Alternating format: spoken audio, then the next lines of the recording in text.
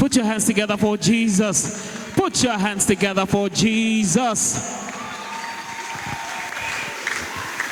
Thank you, sir, for having me. Good morning, church. All right, leprosy is the oldest disease in the world. Check your hands. If you don't have leprosy, put those hands together for Jesus. Is that the best you can do for the master of creation, the hand behind nature, the king of all nations? Give it up!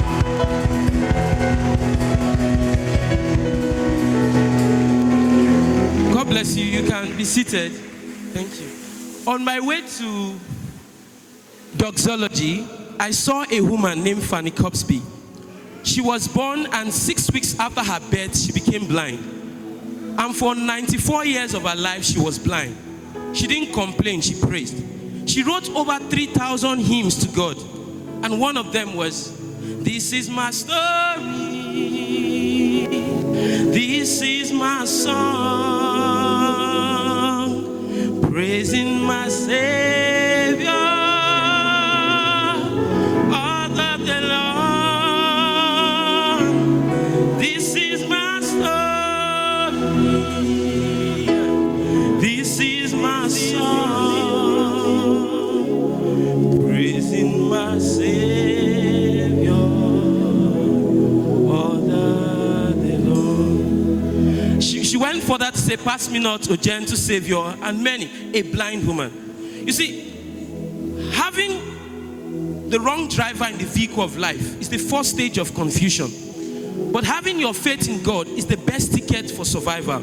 When the matter of hunger has entered into a matter, no other matter matters other than Jehovah Jireh, who provides manners out of nothing.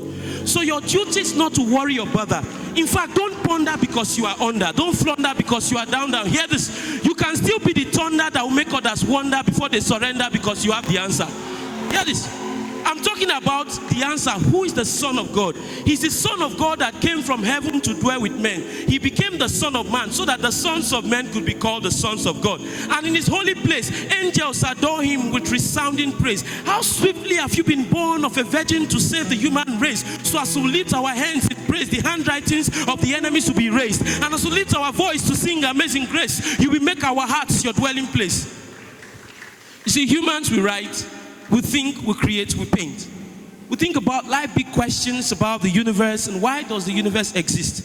So when scientists see geographical spaces, hemisphere, a place governed by precise mathematical laws by the Einsteins, Aristotle's, Blaise Pascal's, Michael Faraday, complexity of daily experiences, platforms for inventions and mindless evolutions. How about the heavenly bodies? How about the 100 billion galaxies in the Milky Way? How about the 208 islands? How about the 9 planets?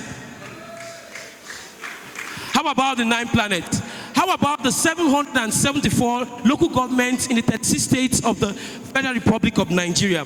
How about the 7 colors of rainbow? How about the 7 wonders of the world? Even the 7 major seas, all in the universe they see. Permit me to tell you about a God who has all of this in his hands. He breathes the breath of life and stars pops into the sky. He treats iron like straws and strong bones like leaves. He created languages for the deaf and pathways for the blind. What my generation put together cannot afford, to him that's the slightest miracle he can perform. He uses his words to create the earth and he roofs it with the heavens. No pillar, no wall. Till today, the heavens has not fallen. See, he's the God that uses an egg to break the palm kernel just to put the stone to shame. He uses a basket to fetch water just to disgrace the bucket. He created and numbered the stars of the sky without losing a count of my hair. I don't know if that sounds like your king. I came all the way from all the way to call him the Tim Tim. Tim. Jehovah Tokonandu, the one that does as he says and he says as he does and is still on the throne. He whose life is matchless, his goodness is limitless. He does not consult your past to determine your future because he knows the end from the beginning. He began the beginning even before the beginning of the beginning began. That means he has been existing before the beginning of existence began. He does not consult your past to determine your future. Yet this, he does not rule for 4 years for another to reign. His tenure does not expire. He's the God that does not rule to retire because his reign is eternal. He's the master of creation that don't need election to retain his position as the master of creation. Hear this. I decided to make a research about him. So I visited the likes of Albert Einstein, Michael Faraday, Blaise Pascal and Isaac Newton. Which brother Peter? You will know him. Brother Pythagoras. I asked them, who is this God to you? They said, we are all but scientists and inventors. He's the true source of creation. Source of creation. This took me back to Genesis chapter 1 verse 3, where God said, let there be light, and there was light. Come to think of it, this was not the sun that was shining, because the sun was made on the 4th day, but there came light before creation. I got the confirmation in John chapter 8 verse 12, where Jesus said, I am the light of the world. Whosoever walk with me shall not walk in darkness, but walk in the light of life. So for scientists to say he's the source of creation, it means nothing would have been made that was made without he that was made for all to be made. I furthered my research. I visited Mommy Sarah, Mrs. Mona, Auntie Hannah, and Auntie Eli. You will know her. Auntie Elizabeth. I asked them, Mommies, who is this God to you? They said, come. When you look at Isaac, Samuel, Samson, and John, they are not product of delayed blessings. They are signs that God's word never fail. I furthered my research. I visited David Livingstone, Nelson Mandela, and Martin Luther. I asked them, who is this God to you? They said, we are all but freedom fighters. He's the only truth that saves. The truth that saves. Okay, ye shall know the truth, and the truth shall set you free. He's the only truth that saves. I furthered my research to linguistics. The Wale Shoenkers and co. These people gave me a shock that made me give my research work a pause. I asked them, who is this God to you? They said to us, he's a paradigm of supercalifragilisticexpialidociousness.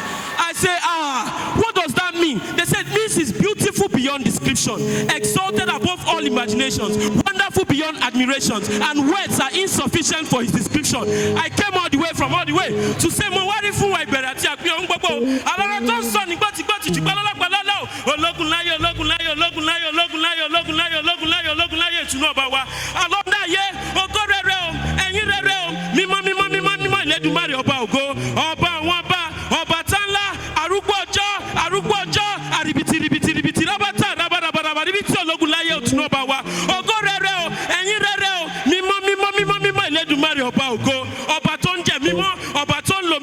he who is holy, is humble, is caring, is forgiving, is spotless, is harmless, is unsinful, is gracious, is glorious, is marvelous, and of course is wonderful. I'm talking about the light of the world, the rose of Sharon, the head of the church, the prince of peace, the rock of ages, the lifter of my head, the source of creation, the light of the world. I call him Arugbo Ojo, ancient of weeks, the Lord of hosts, the hope of glory. He's the stiller of storms and backbone of salvation. I don't know if that sounds like the King of Kings, the King of Israel, the King of ages, the King of heaven, the King of love, the King of light, the King of kings, and of course is the Lord of lords. Some call him Utomo Bokobasi, Ukoke Kong, he tied his song, they didn't mend them,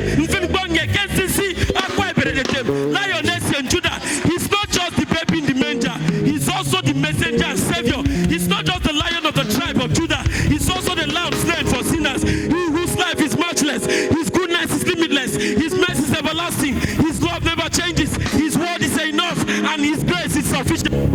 Couldn't kill him, Pilate couldn't find a fault in him, the Sadducees couldn't stand him, the Pharisees couldn't handle him, brave couldn't keep him, death couldn't hold him, hell couldn't stop him, the sins of the world could not pollute him. If I'm talking about your God, you won't be sitting down. I came all the way from all the way to call him the Tim Jehovah the one that does as he says and he says as he does and is still on the throne. If you got some dance in that truth, some joy in that heart, some shout in that mouth, somebody make some noise to Jesus.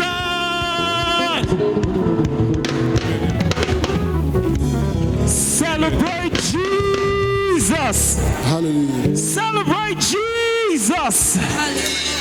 To take it higher, take it to the next level.